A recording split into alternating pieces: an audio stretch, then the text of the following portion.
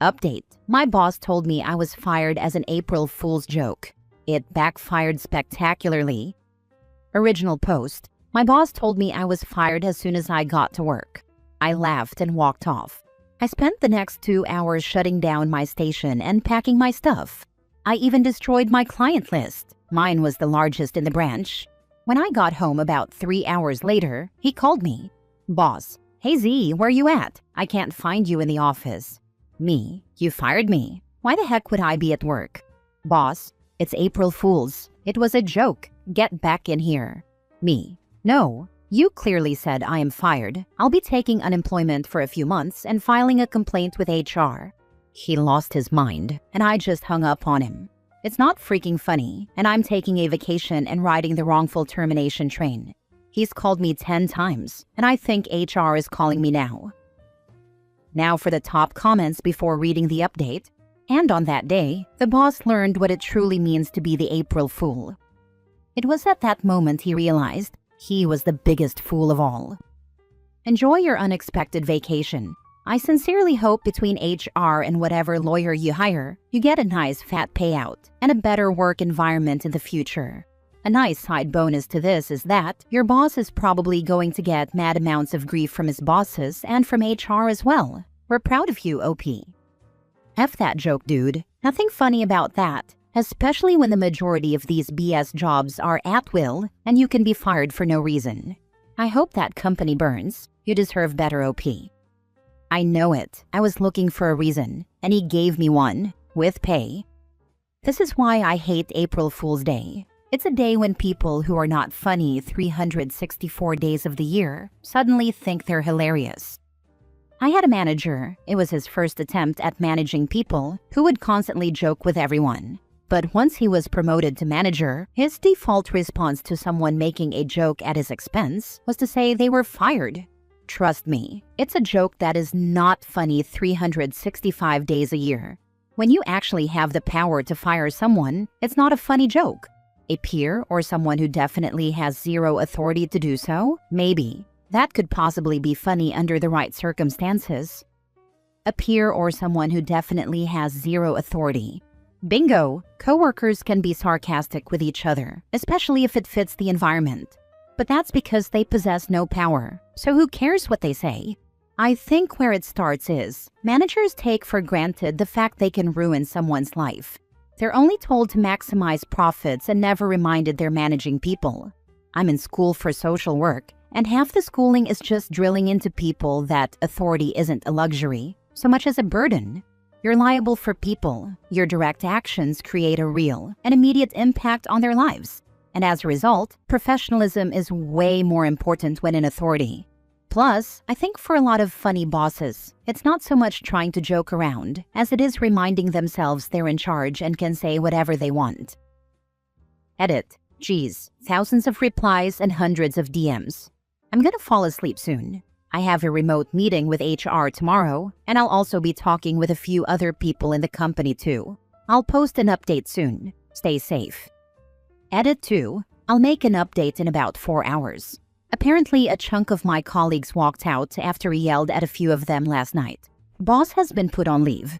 He also sent me no less than 72 messages via text and 13 voicemails, all of which I'm too lazy to look at right now. HR and another department lead have been talking with me since 7:30 a.m. Update soon. Now for the update. Alright, so after cooling off, talking with HR, some other team leads, and a lawyer for several hours last night and today, it looks like Michael is losing his position in the company and has been put on leave.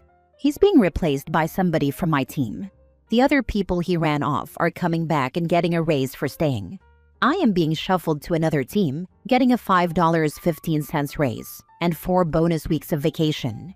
Starting yesterday, I need a break, so I'm going to use them all right now, since the company's already doing some rearranging and such. The team I'm getting, I will also be secondary lead on, and it's a team I've been trying to get onto for 3 years. Much better bonuses and clientele. So I get a promotion and a raise. The new boss is far less of a hassle and a lot more laid back. She went to great effort to get me to join the team she knew I wanted to be on, both today and yesterday, and gave me a lot more than I asked for. Michael looks like he's fired from what I can tell. He has a history of issues, but he got his severance from what I heard. My coworkers from the previous team look to have collectively complained and used it as leverage for raises. I think they'll get them too. It's weird how fast this all turned around, but I think I'll be in a better place for it financially. Some of the advice I got from here helped a bit, and I wanted y'all to know that. I'll drop a few updates. I'm still doing some coordinating and stuff at the moment. Looks like I'll be taking my old client list with me and merging it with a starter client list they want to give me when I move into the new seat. Edit. I also got a performance/goals bonus I was supposedly supposed to get in February. Not sure what happened there. To cover a couple of issues in the comments, this manager has had a series of issues, and I just found out some may have been harassment claims in the past. The guy wasn't fired because of me, but because of the damage he did to the team in one day and a history of issues. Also, my employer operates at near 100% capacity and functionality 7 days a week with team overlaps. We can't shut down without problems. Keep being awesome. Great to hear everything turned out well for you and everyone else. I'm happy they took advantage of the situation and got raises. The company would take years to recover from losing a whole team. Looks like someone higher up put together the cost of rehiring, training, and experienced personnel lost due to some a-hole's idea of a joke. About time. Easier to build up than to rebuild. This is an epic failure on a boss's end, and ultimately a win for both the company and the workers, especially you. Congrats on holding your ground. I'm glad your company sounds like they dealt with the actual issues appropriately and swiftly.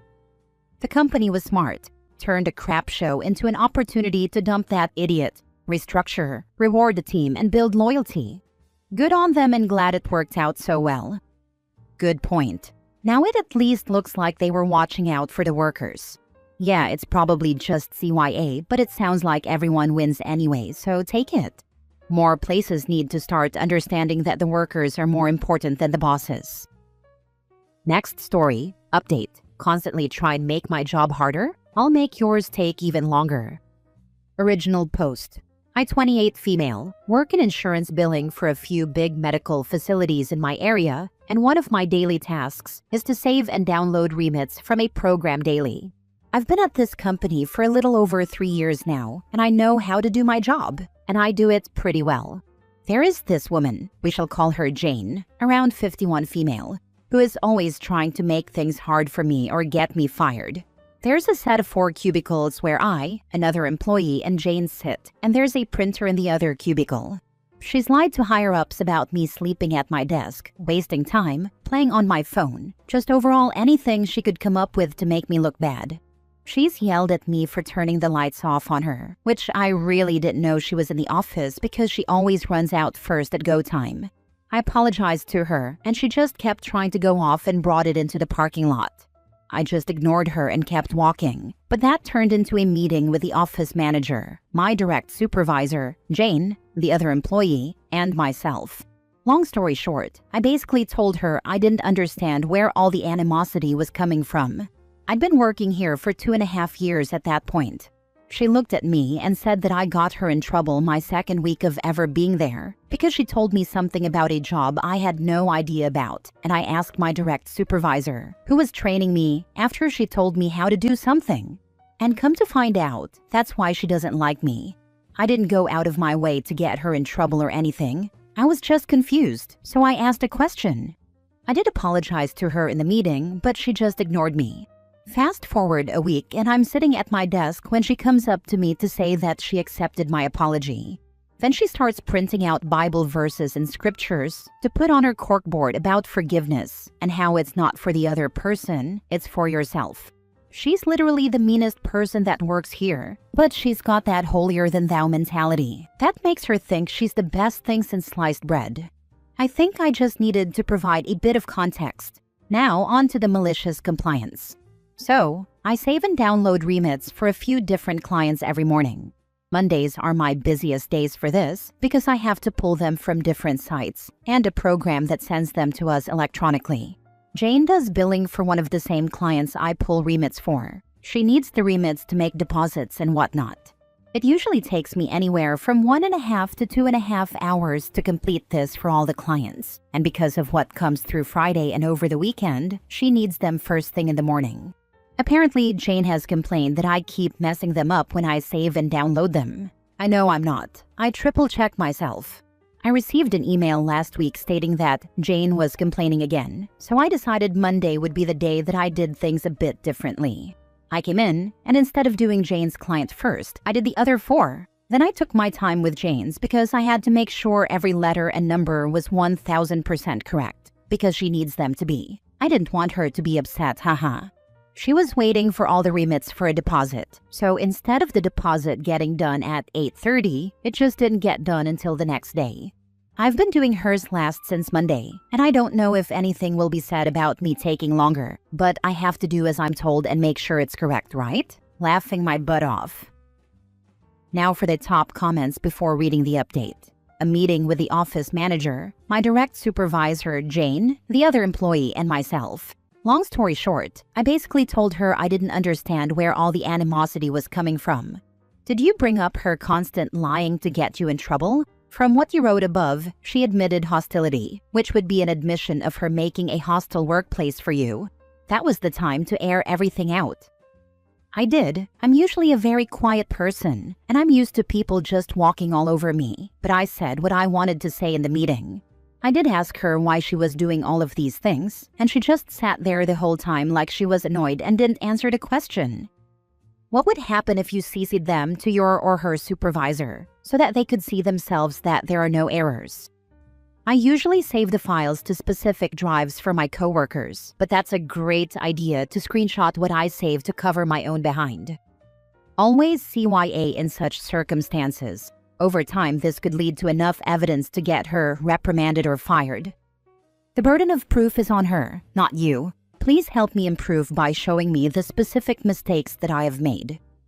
I had a similar situation, and they showed me the error. I was like, huh? That doesn't look like the kind of error I would make. Things were formatted differently from how I do them. Then I asked them to right-click the cell and show the edit history. It was them who edited it last LOL.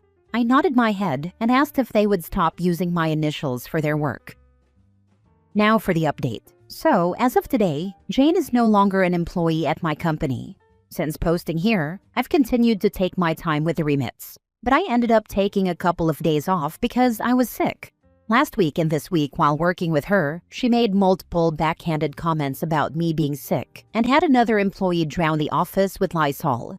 I got fed up and went to HR, and next thing I know, Jane is being called in there. I heard yelling, and Jane came back to her desk and packed it up to leave. She walked out and quit.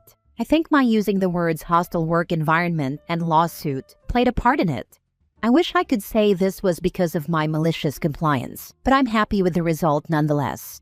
I really feel a weight has been lifted off my shoulders, and I don't even care if my workload gets a little bigger with her being gone. I wanted to say thank you to everyone who took the time to read my post and offer advice to me. I learned a lot from you all. Big hugs. Congratulations! Keep up the good work in a spine made of titanium. This is the first time in my life where sticking up for myself has gotten me somewhere, and it's a damn good feeling. That's that even though your workload is bigger, the work gets done faster and easier, making it feel smaller. People like that have a tendency to grind productivity to a halt, and taking them out of the equation makes everything smoother. Careful though, not only will you be on HR's radar, just in case it wasn't one-sided, they'll look at you, but when you easily do the extra work without her there, they'll try to pile on even more. Last story. My boss told me to stop answering my old staff's questions and helping them. Before I retired, I was a manager and programmer in a department located in the US. I would program, manage, assign projects, create timelines, answer questions that my staff had, etc.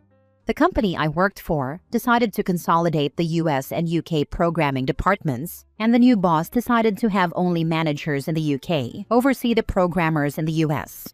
This meant that I was only supposed to keep programming. I had the most experience among all the US-UK programmers and no longer needed to do the management side of things, but I still got the same pay I used to. Due to a 6-hour time difference between the US and UK, that meant there were only 2 or 3 hours each day that we overlapped. This left the rest of the day for my old staff to either wait until the next day to ask their new boss, or come to me and I could answer immediately. The latter made more sense so they could keep working, but eventually the UK managers complained to the US-UK boss that the US staff wasn't coming to them for help and were still coming to me, which the UK managers were having a conniption about. My boss told me to stop helping my old staff when they asked me questions and that they needed to ask their new manager. So it was time for malicious compliance. I went back to only programming, and when my old staff came and asked me questions, usually in the afternoons US time since the UK was done for the day, I told them I was told to no longer help them, and they should ask their new UK manager the next day, or send their UK boss an email with their question. I told them it was time for malicious compliance, since the US programmers knew exactly what would happen. So my old team started drowning their UK bosses with questions, problems, etc., and then had to wait until the next day or two to get answers. Within 2 weeks, the US team was missing deadlines, and the UK managers had to answer for why their team was missing deadlines. After a couple more weeks, my boss and the UK managers came to the realization that, due to the 6-hour time difference, there should be a manager in the US, which is exactly what I told them weeks ago. Finally, my boss asked me if I would like to be a manager again, and I told her I was happy just programming and didn't need the other work. They ended up giving me a raise in order to get me to go back to managing the US programmers. New manager says, according to my lack of experience, no common sense, and this spreadsheet, this is a great idea. That's the thing. She had almost as much experience as I did, and had worked for the company for longer than I did. But the company trying to consolidate all of the global programming departments into one is what totally messed things up for her. She was an excellent boss, but the problem was her bosses, the VP level. Managers never seem to realize what will happen when people need to wait for an answer to something from coworkers on the other side of the world. Senior management rarely seem to have any idea what actually happens in the companies they run. This is partly because they have made people too afraid to tell them the truth, and partly due to arrogance and incompetence. I think they tend to manage by Excel spreadsheet versus seeing how stuff actually gets done. I've been on teams that have had to integrate with other teams in Europe, Ireland mainly, the Philippines, and India. You always need to have someone in every time zone who can make managerial or stakeholder decisions. Otherwise, you'll always encounter situations where the team is suddenly dead in the water until someone wakes up in another country.